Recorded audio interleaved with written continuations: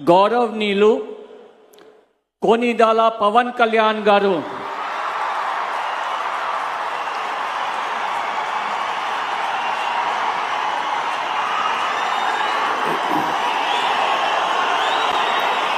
నేను కొనిదెల పవన్ కళ్యాణ్ అనే నేను శాసనం ద్వారా నిర్మితమైన భారత రాజ్యాంగం పట్ల నిజమైన విశ్వాసం విధేయత చూపుతానని, భారతదేశ సార్వభౌమాధికారాన్ని సమగ్రతని కాపాడుతానని,